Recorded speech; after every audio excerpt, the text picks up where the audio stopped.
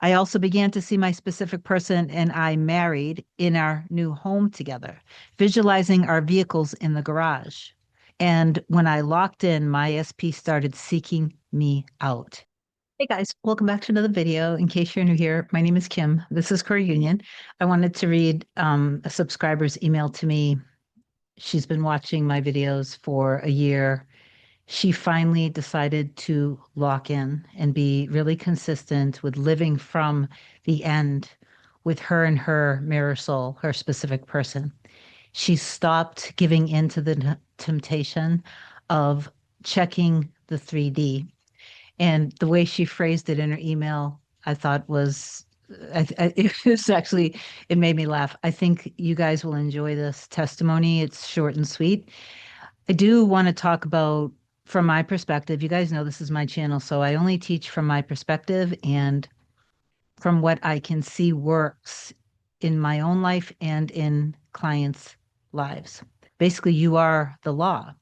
So, whatever you truly are embodying and deciding, whatever is your truth in your awareness will be reflected back to you, which is okay because everything is movable and changeable. Your reality changes according to the changes that happen within you. This is never going to change. So you may as well accept it, surrender to it, and truly be consistent and lock yourself in to your desire because the desire itself is the proof, not your 3D.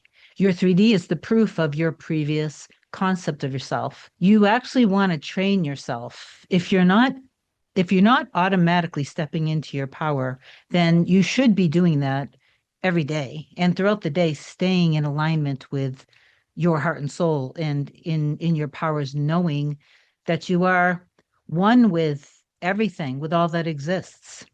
You're one with your reality. So anyway, maybe when you're about to give in to the temptation to check your specific person's Instagram or Facebook or whatever other social media, maybe you can stop for a moment and just say to yourself, I choose love. I choose us. And stop yourself from doing that because, like my subscriber says in the email testimony that she sent to me, the 3D will smack you down and it will. This is something that people can stay on this hook and stop and excuse me, fall for this for a good amount of time. So why, why make yourself suffer? Don't do that to yourself. Set a healthy boundary. When you feel you're about to do something, take an action that's not in alignment with embodying the end of being together, stop yourself. I choose love. I choose us. I choose love. I choose us. That might help you. If you give in and you do it and then you get triggered, okay, that's okay. Now you're just going to have to let go of this, forgive yourself for it, forgive your person for whatever it is that you ended up seeing, or if it brought up a bunch of stuff from your past, you can go back and you can do revision with whatever happened in your past too. But why create that suffering? Why do that to yourself?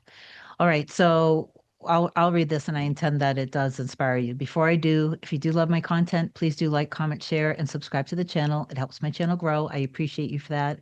If you want me to be your coach to help you manifest anything related to your specific person, email a short description to kim@coreunion.com with whatever's going on, and then go to the website, coreunion.com, book either a single session or a package. My scheduling assistant, Olga, will get back to you with my next available session. Okay, so I'm going to go ahead and read this, and whatever comes out, comes out. Greetings, Kim. I wanted to share my testimony with you. Like some of the previous subscribers have, I've been watching you now for almost a year. The past month's video have been the most helpful in clarifying some of the terminology for me to put into practice. And when I locked in, my SP started seeking me out. It honestly scared me because I thought I had to wait longer. Number one advice I would give, stay out of the 3D. Think you think evidence from the 3D is what you want? You're wrong. The 3D is a strict schoolmistress with a wooden ruler. She smacks you every time you try to turn your gaze in that direction. That's the truth. If you ride by your specific person's house, if you see a mysterious car, that will trigger you. And she's right. Any little things that are in your subconscious is going to start to wonder who was it, and it's just not worth it. Hold on. You want to go to their social media page and maybe you end up seeing someone else and then in your mind it's a third party. Save yourself the smack. I used to see him riding in his vehicle and think to myself, I wonder where he's going and who he's going with. Now, when I see him, I give thanks that he's well, and I go back to our end and I smile.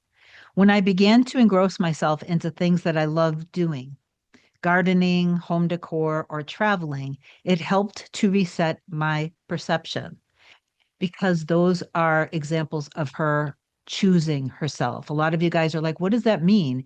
It means doing things that you enjoy doing. It means loving yourself. It means that's it, staying in alignment with who you truly are in your soul, the things that you enjoy. I also began to see my specific person and I married in our new home together, visualizing our vehicles in the garage. We both love the outdoors, so when I would go on my walks, I envisioned him with me. One evening, he just called out of the blue. I stammered at the beginning of his call because I wasn't expecting it. He's been reaching out now more and more to check on me. He's currently planning our first Valentine's date. And I know it's easy to get caught up in the dates because that's the middle. But I told him that I'm so grateful for all that he's doing to make it special for both of us.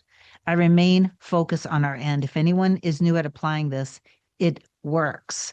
Just don't get smacked by your 3D. Thank you, Kim, for all that you do to help us. And you're welcome. And thank you for sending in that short and sweet testimony.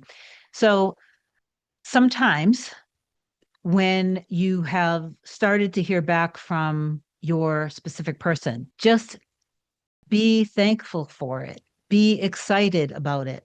Somebody commented on yesterday's video or the day before where I mentioned like it's okay to get excited and happy when your person reaches out to you. And they said, I thought that that's not the energy that we want to be in. I thought we want to be in a neutral energy. And so I appreciate the comment, and I believe I understand that it's coming from probably other content creators. And I explained to the person who asked the question, when you're in a relationship, your overall energy, you're embodying overall an energy of being peaceful and relaxed and content.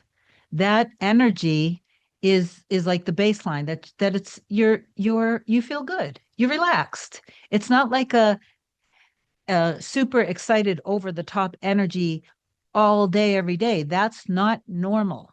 But in a loving and happy relationship, you're going to have moments, of course, that it's exciting and enjoyable and pleasurable and really, really happy. Those are just moments. That's part of the normal human experience.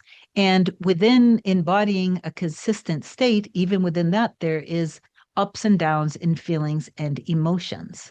So when I say get excited and happy when your person starts reaching out to you, I don't think it's normal for your person to reach out to you and you be like, oh, I'll get back to them whenever. Yeah, I'm not going to reply. That's weird. That's not the energy of being in a happy relationship. If you're busy in the middle of something, of course you're not going to reply right away, but you're going to reply to them. I've had sometimes when somebody will reach out and ask me a question and they'll say that their person reached out to them and they never replied. I'm like, why wouldn't you reply to your true love when they came back to you? Well, I don't think that they were in their power. Okay, well, you know what? Then you weren't in your power. You weren't in your power. So you were still bringing your past and projecting it onto your person. So please understand the oneness. You and your true love are one. You are one with everybody. So the people in your life are literally your divine messengers. They're there reflecting back to you through experiences, conversations, things that happen. They're always reflecting back what you believe, your assumptions. If you don't like the experience that you have, see that it was reflective of a belief or an assumption that you had. So then you can step back from it, you can let it go, and you can then make a new decision, change your belief or assumption through whatever method or technique you want to use, whatever resonates with you.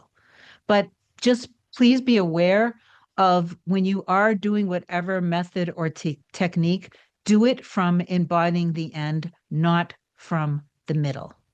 It's normal, by the way, when you first start doing the inner work that you might kind of fluctuate between visualizing when they come back and then the end. Eventually, bring it only into the end. But yes, it's normal. It's normal when you first start this that at first you might be visualizing them reaching out, telling you that they're sorry, telling you that they love you, telling you that they've missed you, wanting to meet up and see how you're doing. If you're only dating somebody, then that could be your end. But if you actually want to be in a loving, healthy, secure, fulfilling relationship where the two of you guys trust each other and are there for each other and support each other and don't push each other away anymore, you pull closer because you're able to face challenges together because now you have the tools. That's a mindset, by the way. Then you again, when you first start doing the work, maybe you're imagining the comeback, but eventually you want to take yourself past that into embodying the end. Change yourself, change your assumption, change your belief. And then your reality, because your reality is one with you, will reflect back the change. That is always going, it is always going to be that way. It's not the other way around. A lot of you guys are like, I don't believe until I see the evidence. Well, that's why you're getting the evidence that you're getting because you don't believe. Another comment that Purple Regina made a few weeks ago. I don't remember the exact video. I don't remember exactly what I said and what she was replying to, but it was actually kind of funny. In the video, I think I was talking specifically about when people stay in a fearful energy and they don't get out of embodying that. So they're staying in separation. And again, I don't remember the exact what the video was saying, but I was explaining when you move, your person moves. So you and your person are one. So if you're doubtful and fearful of marriage, your person will be too. I have a video I will link over here somewhere. One of my clients explains in the video where she heard when she heard back from her person, person came back and proposed marriage and explained that all throughout the entire time he was thinking about her morning, noon, and night. So I have testimonies on the channel explaining exactly what I'm talking about right now, that when you're in your fearful energy, your true love, your person, if it's a deep soul connection like what I'm describing, does feel it in the exact same moment. And Purple Regina basically said something like, nah, it's just the bridge. I hear what you're saying, but you have to remember, where is the bridge taking you to? You know, whatever it was that I was explaining in that video, I explained things from not only personal experience, but also from what I see helps other clients.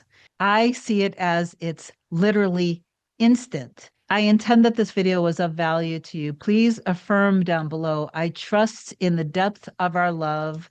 I trust that our end exists. I know that we were created to love each other. And obviously, reach out if you need me. I'll talk to you soon. Bye.